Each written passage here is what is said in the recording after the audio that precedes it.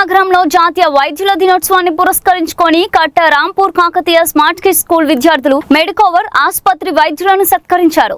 విద్యార్థులు ఆసుపత్రిని సందర్శించి వైద్యులకు పుష్పగుచ్చాలు అందజేసి డాక్టర్స్ డే శుభాకాంక్షలు తెలిపారు. ప్రజల ఆరోగ్య పరిరక్షణలో వైద్యులు అందిస్తున్న సేవలు అమూల్యమని ఆ విద్యార్థులు పేర్కొన్నారు. ప్రతి ఒక్కరి జీవితంలో వైద్యుల పాత్ర ఎంతో ముఖ్యమని, వారి సేవలకు కృతజ్ఞతలు తెలియజేస్తున్నామని అన్నారు. ఈ సందర్భంగా ఆసుపత్రి వైద్యులు విద్యార్థులకు ఆరోగ్యకరమైన జీవనశైలి, వ్యక్తిగత పరిశుభ్రత, సమతుల్య ఆహారం ప్రాముఖ్యతపై అవగాహన కల్పించారు. కార్యక్రమంలో పాఠశాల ఉపాధ్యాయులు, విద్యార్థులు, మెడికోవర్ ఆసుపత్రి వైద్యులు పాల్గొన్నారు.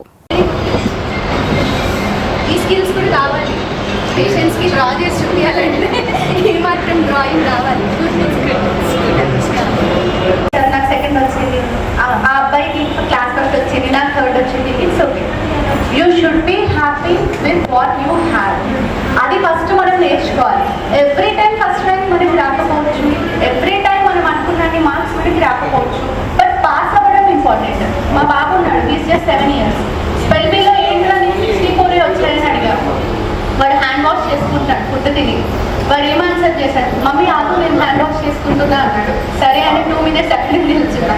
దెన్ నీకేమైంది వస్తే 64 వచ్చాయి కదా మమ్మీ, 44 రాలేదు కదా అన్నాడు. ఐ వాజ్ హ్యాపీగా అనిపించింది. బట్ అదర్వైజ్ ఎస్, నేను వాడికి కౌన్సిల్ చేస్తాను, ఇంత మంచి మార్క్స్ తెచ్చుకోనానా అని చెప్పగలుగుతా. But otherwise okay.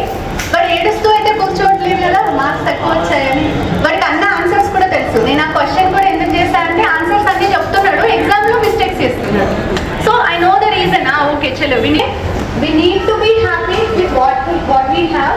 అండ్ మనకి ఇంకా గ్రోత్ ఎలా ఉండాలి, ఇంకా ఎలా మార్క్స్ తెచ్చుకోవాలి, ఇంకా నెక్స్ట్ టైం ఎలా ఫస్ట్ టైం. సో మీకు దేంట్లో ఉంది, కొంతమందికి ఇప్పుడు ఇంజనీరింగ్లో ఉండొచ్చు, కొంతమందికి ఆస్ట్రోనామీ ఉండొచ్చు, కొంతమందికి మెకానికల్ ఇంజనీరింగ్ కావచ్చు, ఇంకొంతమందికి హోటల్గా మాట్లాడండి, మీకు ఏం కావాలో చూసుకోండి. అండ్ ఎక్కువ టెన్షన్ పడకండి, మీకు స్టెప్ బై స్టెప్ వెళ్ళండి. ఇప్పుడు ఎగ్జామ్స్ కదా, ఎగ్జామ్స్ గురించి ఆలోచించండి. And along with that soft skills చాలా ఇంపార్టెంట్. ఎందుకంటే లైఫ్లో పెరుగుతున్న కొద్ది ఏంటంటే ఎంత ఇంట్రోవర్ట్గా ఉంటే అంత కష్టం.